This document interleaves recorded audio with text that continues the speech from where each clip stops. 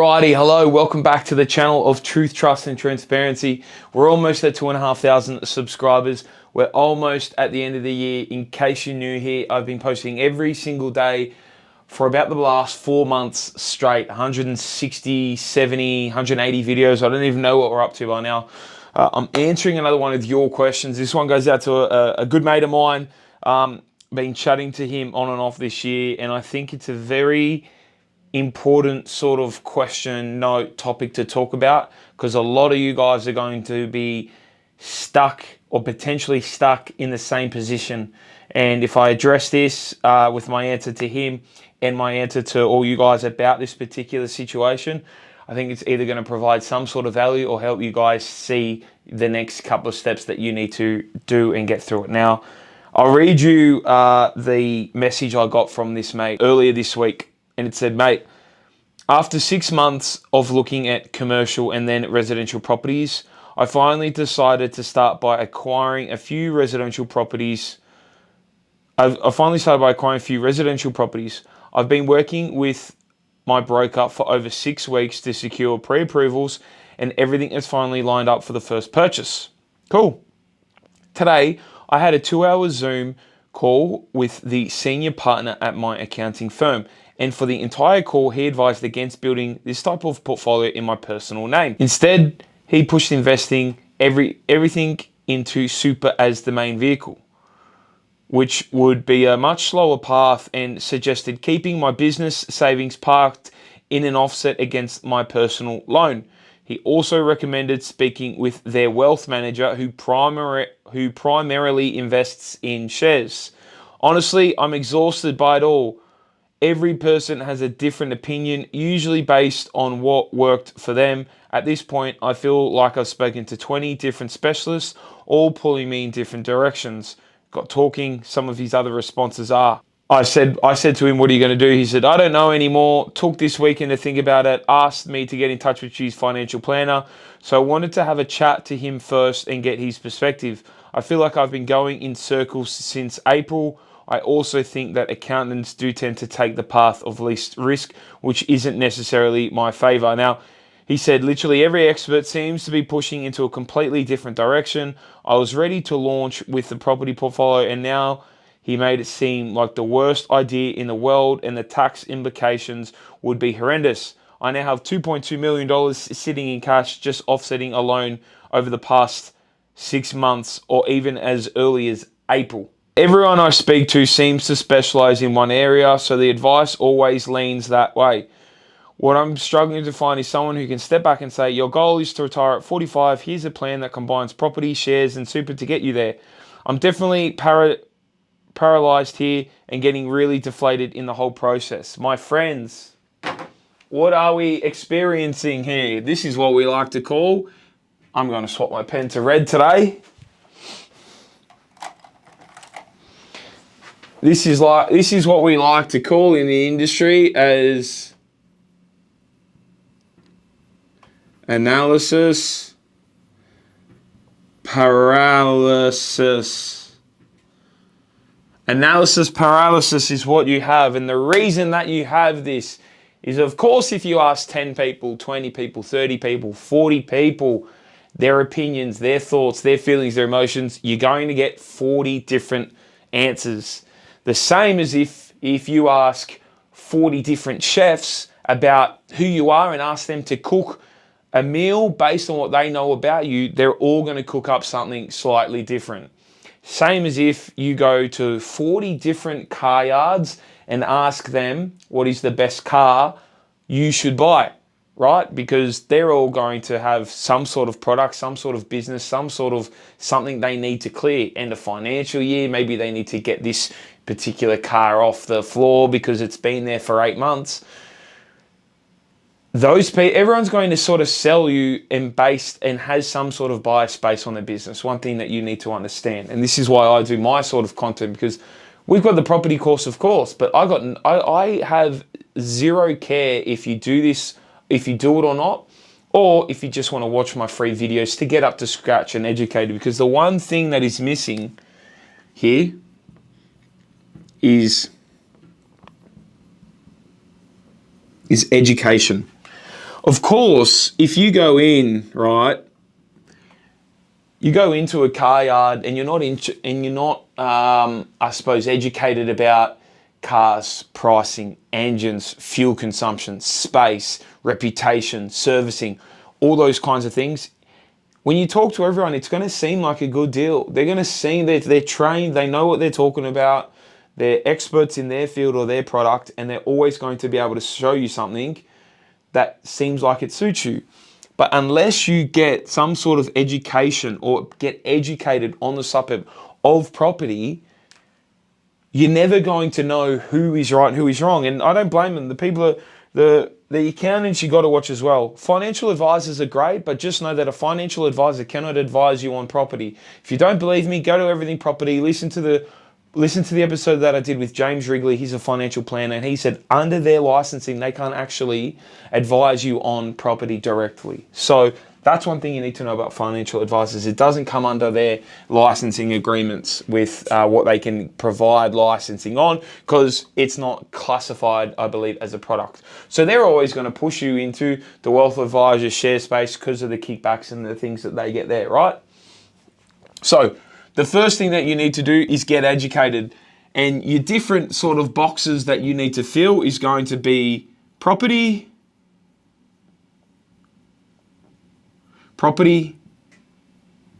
Then you're going to get educated on self-managed super fund / super. Then you're going to get educated on tax structure, right? Property, self-managed super funds, and superannuation, tax. There's sort of different topics that you need to, like your property portfolio and what you buy either in your personal name or under any sorts of structures is going to be completely different, and is treated and assessed from a serviceability perspective different to your self-managed super fund or your superannuation. These are different things. Tax and structuring is also going to be something that you need to get educated on, right? You need to get educated on yourself in property. Then we have property. We come in to look at serviceability, growth, data, due diligence, cycles, all these sorts of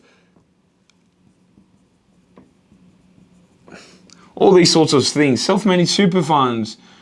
Now, of course, an accountant is going to push you into self-managed super fund. Why? Because they're going to charge you to set that up. Then they're going to charge you ongoing compliance. What he may not tell you is inside the self-managed super fund, obviously you cannot access it until 60 plus. So that means that if you want to retire at 45 and you've put everything in your self-managed super fund, which allows you to get to it at 60, you're going to have 15 years where you're waiting around if all your assets are just in self-managed super fund. Now, I know this because I'm educated on self-managed super fund and super, and I get how it works. There's also ramifications around how the borrowing works in here. Compliance, costs, yeah? Tax, self-managed super fund, how to set them up, how does borrowing work, how does compliance work, what are the costs, what are the tax implications, what are the opportunities? Because one thing that I see that's very common among investors, right, is their property portfolio. They might need 4 or 5, right? 4 or 5 properties. They'll get them. In their super, they'll also convert that to a self-managed super fund, and they'll put that to work. And if you go back and watch the dozens and dozens and dozens of videos I've put together for free, I've showed you how people with 200, 300, 400 grand can easily turn that into a very, very fruitful self-managed super fund that is pumping out $1, $2, $3, $400,000 just in self-managed super fund at 60 years old.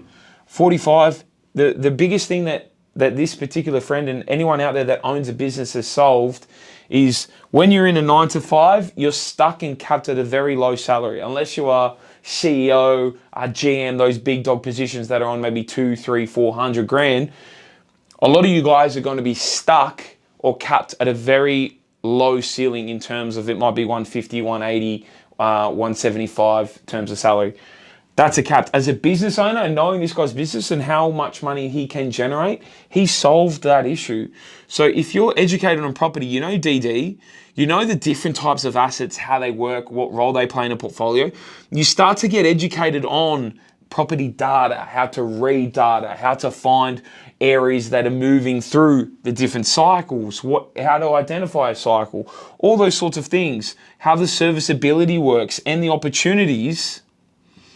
You start to know, okay, I might go to the accountant. One thing as well to just note on the accountant, it doesn't sound like your accountant's property savvy. I would be digging into my accountant and make sure that he's set up some sort of property portfolio and knows what he's doing in that space. Because if he hasn't, then he knows the theory, he doesn't know the practice. You want someone that knows the practice. So I might go, okay, well, I know the property space, or I'm well educated on that. Who is going to help me? Am I going to do it myself? Do I need to use a good buyer's agent, not one of the shitty ones? Cool, that's that problem solved. Self-managed super fund will work into that, but will also be a different group of consultants. Tax and structure, so this is your accountant as well.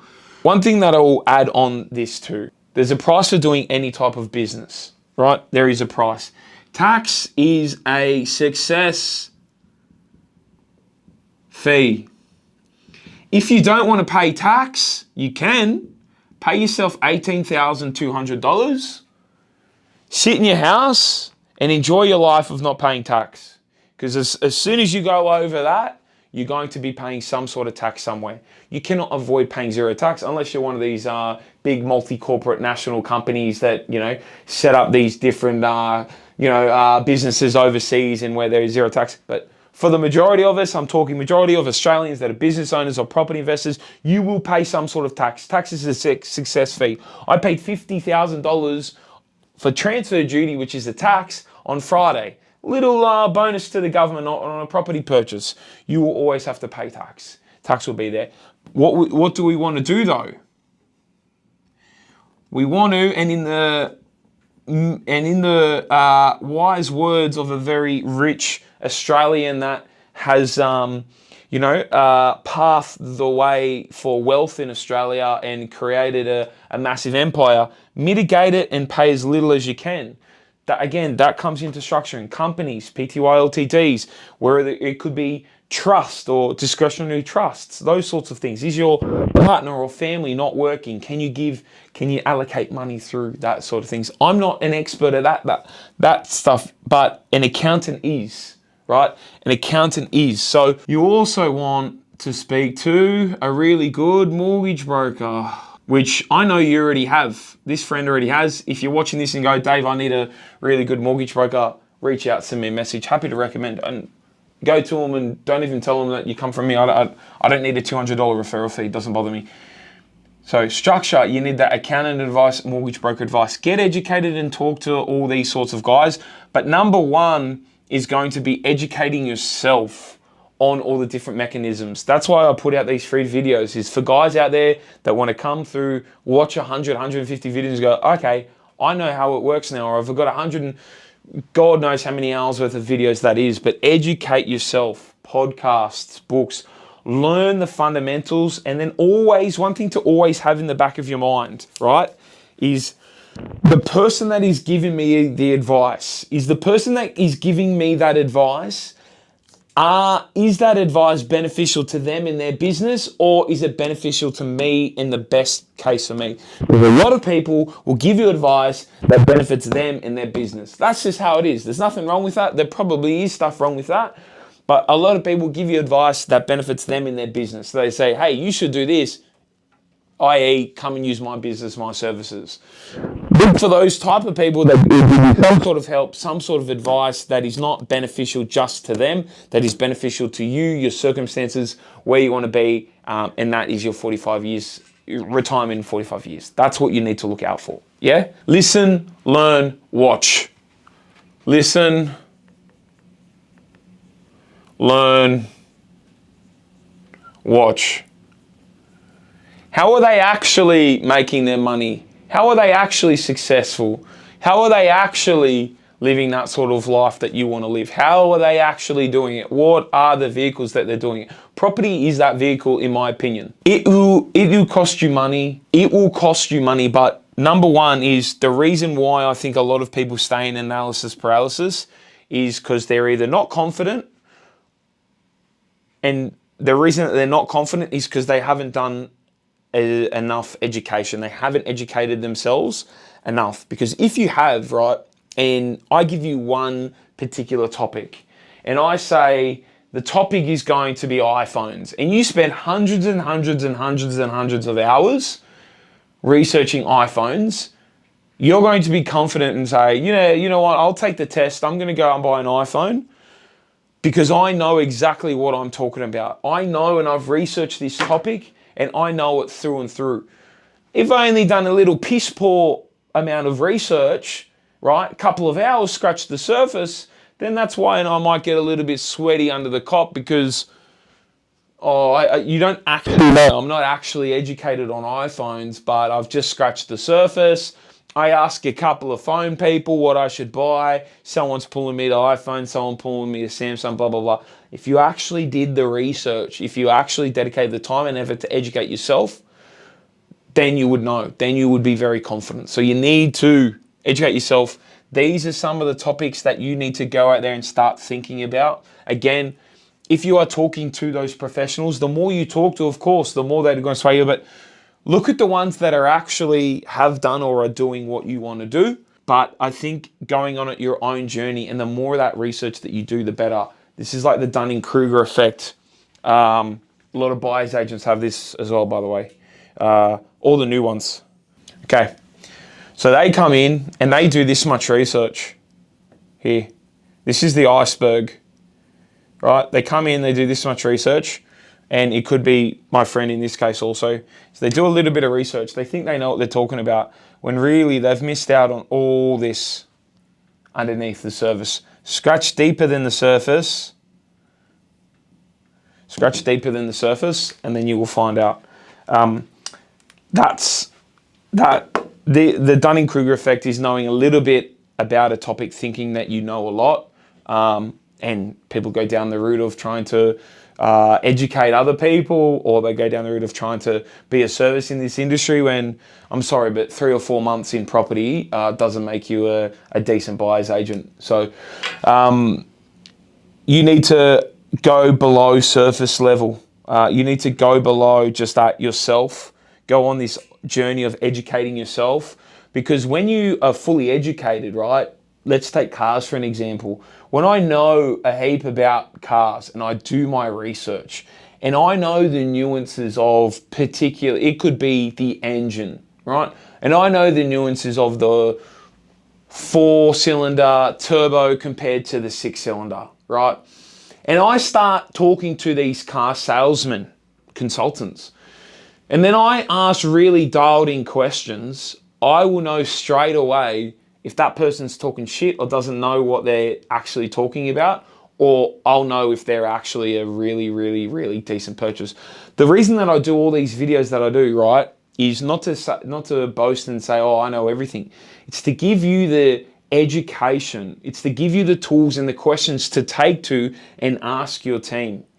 Because if you're taking it to them and asking them and pushing them on those subjects, you're going to find out if they're worthy of your time and worthy to be on your A team, or if they are a waste of time and just pushing their own agendas. So analysis paralysis leads to, analysis paralysis is because you're not confident. You're not confident because you don't know your subject matter. You don't know your subject matter because you haven't spent the time, effort. You've just went out and spoken to a bunch of people. That would be my advice for people. If you, again, property, it's a vehicle, use it to get to where you want to go, or where you want, what you want in life. It's going to cost money. There is stamp duty. Sometimes there's LMI. When you buy the property, then you have land tax potential implications. Then you have, when you're selling the property, capital gains tax. There's so many. The government doesn't miss. You got to pay tax. It's going to cost you. It's going to cost you a lot of money. The deeper that you get, property investing is one way. Wait till you get into the development side of things and you see the ridiculous costs that you need to pay council, banks, builders, all those sorts of things. It definitely adds up. But that is a cost of doing business. Tax, for example, is a success. Mitigate it where you can, but unfortunately, you will need to pay some sort of tax somewhere along the line, and maybe knowing this Australian government 2-3 times. But that's my thoughts. If you've got analysis paralysis and you've watched this video, and to my friend out there, but the last thing I'll leave you with is taking action. And the reason is, for him particularly, he's wasted 12 months. Imagine what you could do with $2.2 million in cash in 12 months. And I'll tell you what I'll do. What you could have done with $2.2 million in cash, that could have bought you $14 million, serviceability aside, $14 million